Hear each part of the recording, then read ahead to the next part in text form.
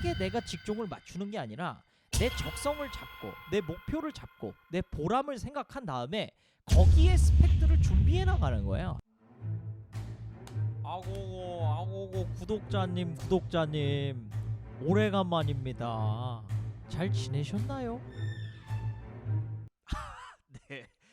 오래간만입니다. 오래간만이라 제가 텐션이 좋아서 주접을 좀 털어봤는데 자, 많이 물어보는 그 질문들 빈출 질문 5개 탑5를 제가 뽑아가지고 한번 답변을 드리는 시간을 가져보면 좋을 것 같아서 자, 한번 빈출 질문 탑5 답변 시작해보도록 하겠습니다.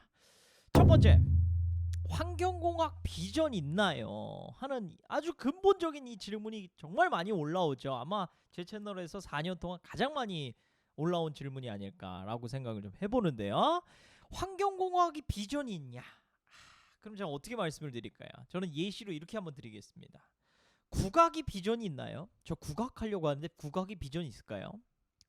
그러면은 이런 사람들이 있죠. 국악을 하는데 그냥 국악을 하면서 국악하는지도 모르게 없어지는 사람들도 계시고, 국악을 열심히 하셔갖고 무형문화재도 되시는 분들도 있고, 그 다음에 범 내려온다 우리 그 이날치처럼 정말 세계적인 국악을 알리는 그런 아티스트가 될 수도 있습니다. 그래서 이 질문에 대한 해법은, 자, 이날치가 그리고 무형문화재가 되려면 어떤 프로세스를 해야 되고 어떤 생각을 해야 되고 어떤 노력을 해야 될까요?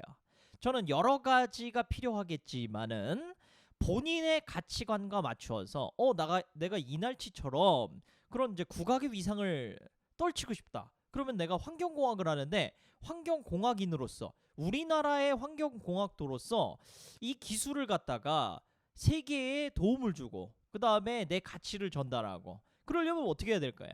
세계의 흐름에 대해서 내가 또 공부를 하면서 당연히 환경공학에 대한 전문성을 가지고 있어야 되겠죠. 내가 무형문화재가 된다, 또는 뭐 한국에 정말 이 분야만큼은 내가 환경공학에서 탑이 되고 싶다. 그러면 그 분야에 무형문화재가 된다고 하면은 무형문화재를 찾아가겠죠. 그 선생님들한테 배워서 내가 어떻게 해야 이 선생님들의 기술들, 이 장인들의 기술을 내가 다 익혀서 전수를 받아서 그래서 국가에서 무형문화재로 인정이 되는 거 아닙니까? 그 같은 프로세스가 있어야 된다고 생각을 합니다. 이 정도로 좀 답변을 하면 좋을 것 같고요. 두 번째인데요, 진짜 많이 또 물어보시는 질문, 측정 분석 비전이 있나요? 제가 아주 간단하게 답변을 드리겠습니다. 자, 측정 분석은 구분을 해야 됩니다. 측정업이 있고 분석업이 있어요. 측정 비전 없습니다. 분석 비전 있어요. 그래서 이렇게 간단하게 제가 답변을 드렸고, 여기에 대한 추가적인 답변은 제가 많은 영상을 올려놨으니까요. 그 영상들을 한번 참고해 보시면 좋을 것 같습니다. 참고로 측정 업종에 계시는 분들은 저는 비전은 한 가지라고 생각해요. 측정 쪽에 나중에 내가 회사를 차리는 거, 그거 아니면 제가 4년 동안 결론은 큰 비전은 없다라고 평가를 했습니다. 이거 말고 선생님 저는 측정에 있는데 나름 이러이러한 비전이 있는데요, 있으면 알려주세요. 제가 4년 동안 들어본 적이 없어서 그거 알려주시면 너무나 큰 도움이 될 것 같습니다. 세 번째요, 환경안전팀, 우리 HSE 또는 EHS, 이것도 같은 말입니다. 다 굉장히 관심이 많으신데, 환경안전팀 들어가려면 스펙을 어떻게 해야 되냐, 이것도 제가 관련해서 답변을 많이 드렸었죠. 딱 정리드립니다. 대기환경기사, 그리고 산업안전기사, 그리고 어학 있으면 좋습니다. 이런 질문들이 있어요. 선생님 수질은 왜 안 되나요? 수질은요, 우리 수질만 따게 되면 환경관리자의 권한만 갖습니다. 그런데 대기는 우리나라 법적 기준상 환경관리자 플러스 보건관리자까지 더블 선임을 할 수 있기 때문에 여기에 안전까지 추가하면 환경안전보건이 다 되는 겁니다. 그렇기 때문에 최고의 스펙이라고 얘기를 드리고요. 만약에 내가 수질 따는데 어떡하죠? 산업안전은 있는데, 그러신 분들 걱정하지 마시고요. 산업위생을 따게 되면 보완이 됩니다. 보건관리자가 선임이 되고요. 그 다음에 추가적으로 어떤 산업 현장에 대한 관리 스펙까지 가지고 있기 때문에 오히려 수질, 산업위생, 안전이 있으면은 대기 산업안전보다도 더 좋은 스펙이 되는 거예요. 그렇게 보완할 수 있다, 알아두시면 되겠습니다. 그러면 제가 추가적으로 더 해야 되는 활동이 있을까요?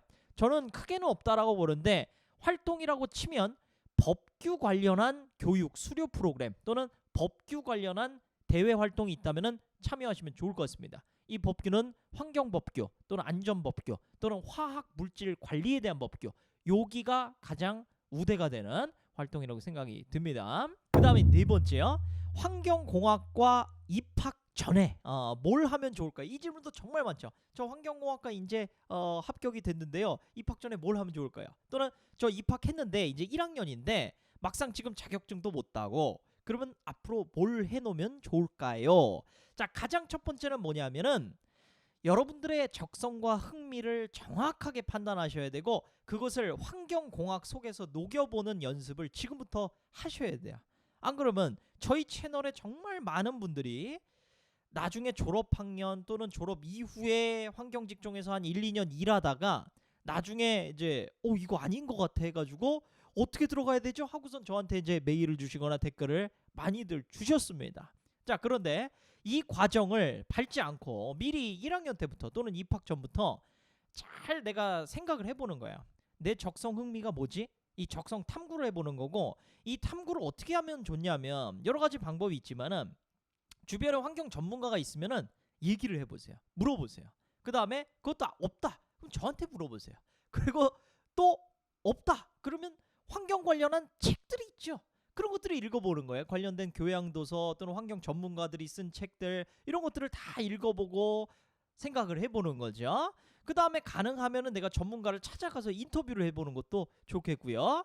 그리고 내가 이것도 모르겠고 잘 모르겠고 그냥 일단은 열심히 해야 될 것 같은데 그럼 뭘 할까요?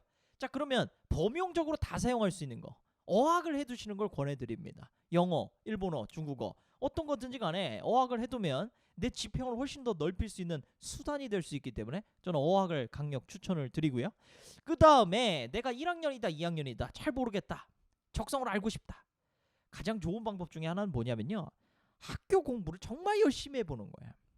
선생님 이런 무슨 꼰대 같은 얘기인가요? 그런데요, 학교 공부를 정말 열심히 한 사람이 몇 명이나 있을까요? 내가 대학교 다니면서 거의 없다라고 봅니다. 그런데 그걸 열심히 하면 할수록 내 자신에 대해서, 내 자신에서 뭐가 우러나오는 게 느껴지실 거예요. 수질 오염 개론을 열심히 공부했더니 뭐가 우러나요. 이 중에서 분뇨는 관심 없지만은 중수도 시스템이라는 거 굉장히 관심이 좀 많은데? 이런 생각이 좀 들 수도 있는 거고, 그 다음에 대기오염 개론을 열심히 공부해봤더니 나는 특히나 자동차 중에서도 이제는 하이브리드 시스템으로 가니까 거기서 발생하는 그 가솔린, 휘발유에서 발생하는 오염물질을 내가 확실하게 좀 잡고 싶다, 이런 막 욕구들이 불어올 수가 있거든요. 그것들을 잘 판단을 해보시는 거예요. 그게 왜 왔냐, 그게 본인의 적성과 흥미에 대해서 본인이 생각을 해서 퍼즐이 맞춰지는 저는 과정이라고 생각을 하거든요. 학교 공부 열심히 하는 거 너무너무 중요하다고 생각을 합니다. 다섯 번째, 수질이랑 대기 자격증이 있는데 저 어디 취업하면 좋을까요? 또는 수질 있는데 뭐 어디 갈까요? 수질 토양 있는데 어디 갈까요? 제가 이런 질문에 대해서 굉장히 안타까움을 많이 느낍니다. 왜 그렇죠? 여러분들 지금 보시는 분들도 같은 생각 하시고 계실지 모르겠는데요. 어떤 생각이 드세요? 그렇죠. 당신께서는 어떤 일을 하고 싶은데요? 당신은 어떤 걸 좋아하십니까? 이게 다시 되묻게 되죠. 자, 그러니까요, 스펙에 내가 직종을 맞추는 게 아니라 내 적성을 잡고 내 목표를 잡고 내 보람을 생각한 다음에 거기에 스펙들을 준비해 나가는 거예요. 그러니까 순서가 거꾸로 됐다라는 겁니다. 내가 적성 흥미 또는 내가 10년 뒤 20년 뒤에 난 어떤 사람이 됐으면 좋을 것 같아, 어떤 환경 일을 하면 좋을 것 같아, 그게 뭐 NGO든 ESG든 또는 뭐 환경 엔지니어든 어떤 거든지 간에 본인이 판단을 하시고 거기에 맞는 스펙을 준비하는 게 가장 좋겠죠. 저는 그렇게 한번 생각을 해봅니다. 그래서 다섯 번째 질문이 내가 마음속으로 지금 품어진다라고 생각을 하시면 조금 힘들겠지만 본인과의 대화를 많이 하는 게 정말 인생을 사는데 너무너무 중요한 시간일 수 있다라는 거 한번 생각해 주셨으면 좋겠습니다. 자, 여기까지 저는 환경 진로에 대한 빈출 질문 5가지 답변을 드리고요. 다음 시간에는 환경 자격증 준비하는데 빈출로 주셨던 질문들 모아서 답변을 드려보도록 하겠습니다. 초밥 끝까지 야!